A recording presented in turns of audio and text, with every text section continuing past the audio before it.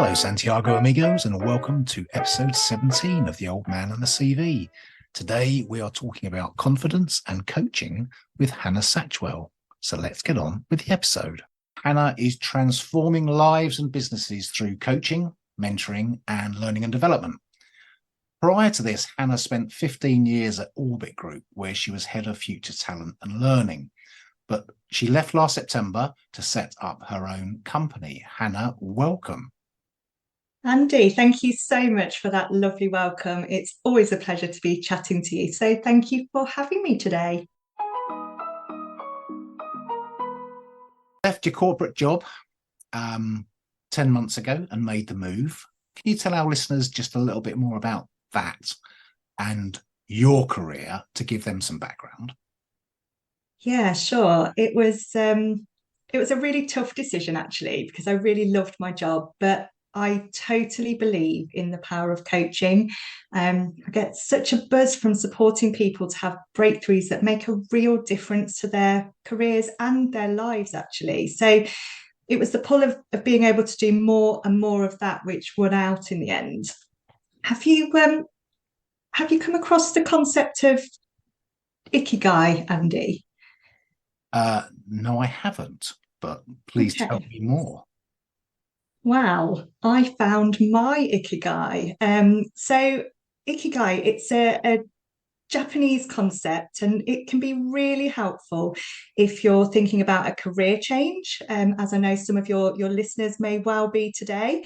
And ikigai is the intersection between what you love, what you're good at, what the world needs from you, and what you can get paid for.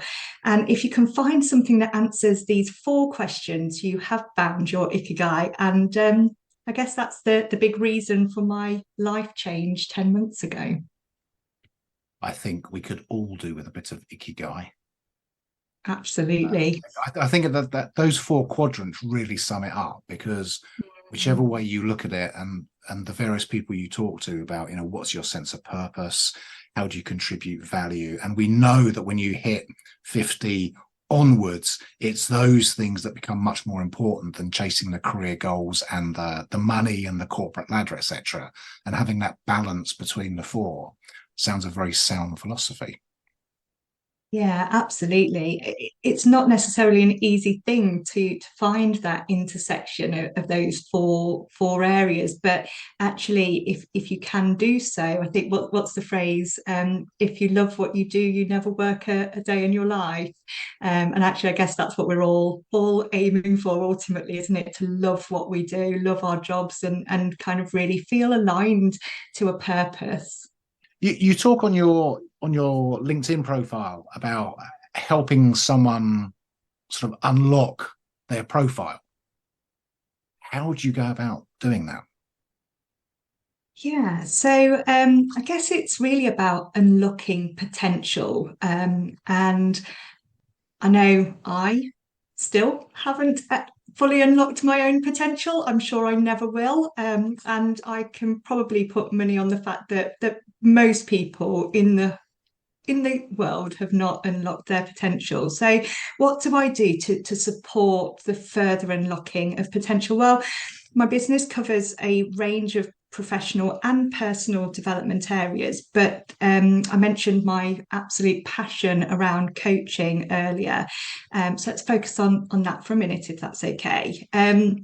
Many people will have heard of coaching. It's an individual and bespoke approach, and it's really a cocktail of listening, questioning, and techniques specific to somebody's needs. So if we start with listening, it sounds so simple, doesn't it? Listening. But think about the last time that you felt truly listened to. How did it feel? How did it change things? I don't know, can you even remember a time? And just encourage everyone to try increasing the quality of your attention, maybe with your children, with your partner, or with a friend, and just notice what happens. So I guess then, based on the deep and empathic listening, I then ask important questions to help people really think things through and to find their own options and solutions. holding a safe space for clarity of thinking, which is so rare in the world of work, but actually in our wider lives too. It can be so impactful. Have you heard of the overview effect? Well, this is turning into a very one-sided interview, I feel, where I don't know the answers to your questions. No, I haven't. But You again, please haven't. elaborate. Okay. So the overview effect, it's the view of Earth seen from space. And astronauts have described it as a life-changing alteration in perspective. They've called it an unparalleled mental clarity. And it's a very bold thing for me to say, but I liken the process of coaching to this overview effect. And actually, I feel pretty comfortable being that bold because of the impact that I see coaching having. Um, so we talked about listening, we talked about questioning, and the last ingredient of the cocktail I mentioned is techniques. And for me, it's really important that coaching work is based on evidence-based methods. So using a great selection of tried and tested tools and techniques helps both during the coaching sessions themselves, but actually probably more importantly as part of that person's ongoing toolkit when they're no longer having coaching sessions. Your messages there will resonate to all the sales guys that are listening to this podcast, because I know sales methodologies go in cycles, and we're at various popular ones now. But I remember 35 years ago when I first started selling, the first lesson I was taught in the first training session was you have two ears and one mouth. So do it in that proportion. And of course, an intrinsic part of selling is actually being curious, asking an open question, because that not only gets you more information, but of course it shows to the other person that you have been actively listening to what they have been saying. And also the 10,000 foot view is something that is very important as well, because you can get caught amongst the weeds of a problem, but you need to get above that to have that, well, the astronaut's view, but just, a different terminology for it. Yeah, fascinating stuff. So you've obviously run a lot of coaching sessions, personalized coaching briefs, and knowledge sharing. Have you got some real standout examples of, without naming people, obviously, of where you've used a technique to help someone unlock their potential and you've seen like a clarity of benefit, really quite quickly? A gentleman came to me for support around time management recently, to improve performance in the workplace. But when we actually dug into what the obstacles were, it became apparent that the root of the time management issue was people pleasing. And that people pleasing came from a low self confidence. And when we focused on confidence in one of his sessions, he rated his confidence levels in the workplace as 4 out of 10. 4 out of 10. But by the beginning of their next session, he'd increased that to a 9. And throughout the remainder of our sessions, it was consistently a 9 or sometimes even a 10.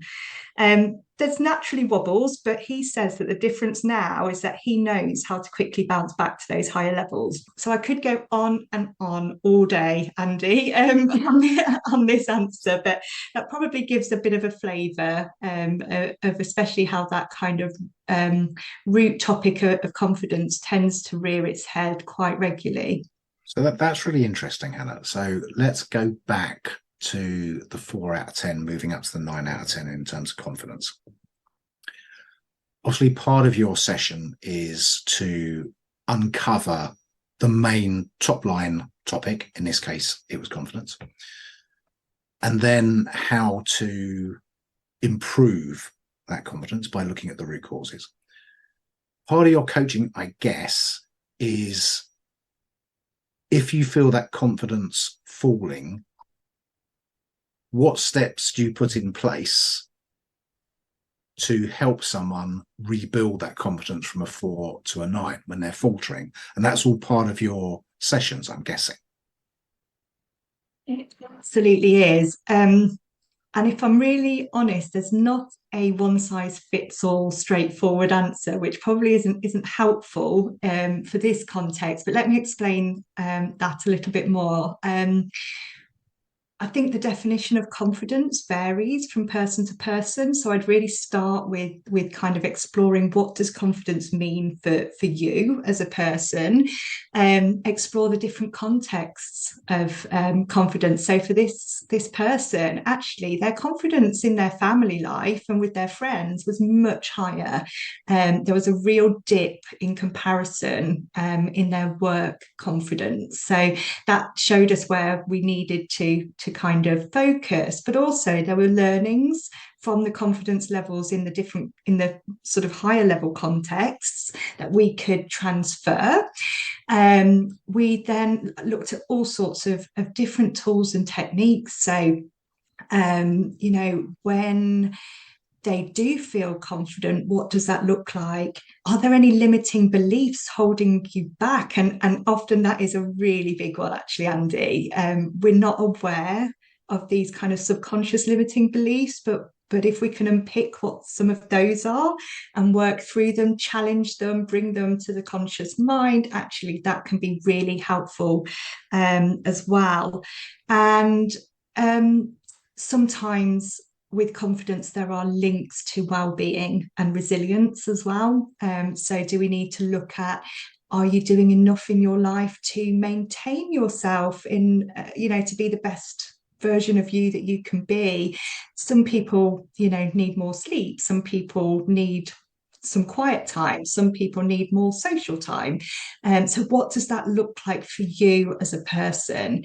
And then I guess the beauty of coaching is that it's not a one-off event. It's normally kind of perhaps over a 6-month period. It varies depending on needs, but actually that gives time to keep building, growing and learning from things that people have tried and put into place, and kind of growing and maintaining those habits through accountability as well, because as you may well be aware, habits and changes in mindsets are not easy to achieve. Actually, we often think, oh, I've come up with an idea, therefore I can do it. But the reality is it's much harder work, and that accountability can really support the embedding of those sort of changes in mindset and habit forming.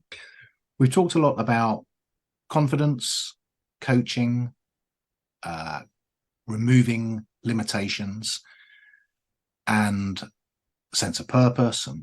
But if you had one key message for the listeners in summary, what would that be? I think it would be to say that you have so much power within you to make positive changes to help yourself. I guess there's a slight important point to put in here that if things are feeling too overwhelming, please consider reaching out for support. But we all have the ability to further grow and develop, and seeking that's a reflection of strength rather than weakness. And if we go back to confidence as an example development area, you might always have struggled with confidence, or it could be a new thing as a result of things going on in your life, but you can take control. There's so much you can do to support yourself and grow your confidence. So it's a journey. It starts with curiosity, developing your self-awareness, moving on to thinking about how you would like things to be and what your options are for getting there. And then, as I've just been talking about, it's then about what you're willing and able to commit to and how you can embed that into the reality. So yeah, be empowered. You've got everything within you to make the positive changes you need, either through self-coaching or through working with a coach. And actually I've got a free download that is available if anybody would like a toolkit for self-coaching questions around confidence. Please do contact me if you think that would be helpful for you. Thank you, Hannah. Yes, regular listeners will know that we will put Hannah's details into the episode notes, and you can reach out to her there for the handout on self-coaching, as well as just making contact and seeking coaching and help too. Thank you very much, Hannah, for giving up your time and energy to be on The Old Man and the CV today. It's been very enjoyable. Thank you very much indeed. Thank you, Andy. I've had a blast. Well, Santiago amigos, as Mr. North used to say on the Basil Brush Show many years ago, that's all for this week. But we'll see you next week.